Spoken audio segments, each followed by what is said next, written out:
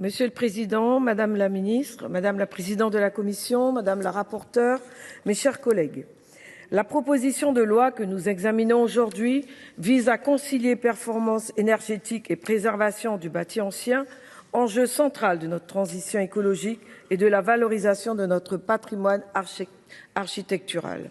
Je tiens à saluer l'initiative de notre collègue Michael Weber ainsi que le travail approfondi mené par la Commission des affaires économiques. Je remercie également la rapporteure Sylviane Noël pour son engagement dans l'amélioration de ce texte. Nous partageons ici une conviction commune. Le bâti ancien constitue une richesse pour notre pays, tant en milieu urbain que rural. Cependant, il représente également un défi de taille en matière de rénovation énergétique, car il ne saurait être traité comme le bâti plus récent.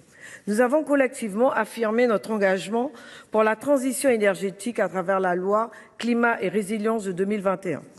Toutefois, nous devons constater que les spécificités du bâti antérieur à 1948 ont été insuffisamment prises en compte dans les dispositifs de rénovation, comme l'a souligné la commission d'enquête sénatoriale relative à l'efficacité des politiques publiques en la matière. Il est donc impératif d'adapter nos outils et nos méthodes aux réalités du terrain. Aujourd'hui, de nombreux propriétaires de bâtiments anciens se retrouvent confrontés à des injonctions contradictoires, des obligations de rénovation qui ne tiennent pas compte des caractéristiques techniques et patrimoniales de leurs biens ou des aides mal calibrées, voire inadaptées. Ce constat appelle donc des ajustements législatifs. C'est ici que cette proposition de loi devient particulièrement importante et pertinente. Elle introduit des avancées majeures, à commencer par la définition des notions de bâtiments anciens et de matériaux biosourcés et géosourcés dans le Code de la construction et de l'habitation. Ce cadre juridique clarifié permettra d'adapter nos exigences en matière de performance énergétique aux réalités du bâti ancien. L'article 2 et 3 apportent également une réponse essentielle en intégrant ces spécificités au sein du diagnostic de performance énergétique et dans les audits énergétiques. Par ailleurs, l'article 5 pose une question cruciale, celle du soutien financier. Adapter le soutien financier aux rénovations du bâti ancien est nécessaire, mais il convient d'en évaluer l'opportunité.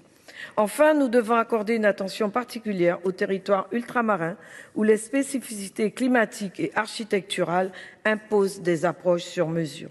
La réglementation thermique, acoustique et d'aération de 2010 a permis des avancées, notamment en favorisant la ventilation naturelle pour limiter l'usage de la climatisation. Ce type d'adaptation doit inspirer notre approche du bâti ancien dans son ensemble. Au sein du groupe RDPI, nous soutiendrons donc ce texte pragmatique et utile pour les rénovations de nos bâtis anciens. Je vous remercie. Merci.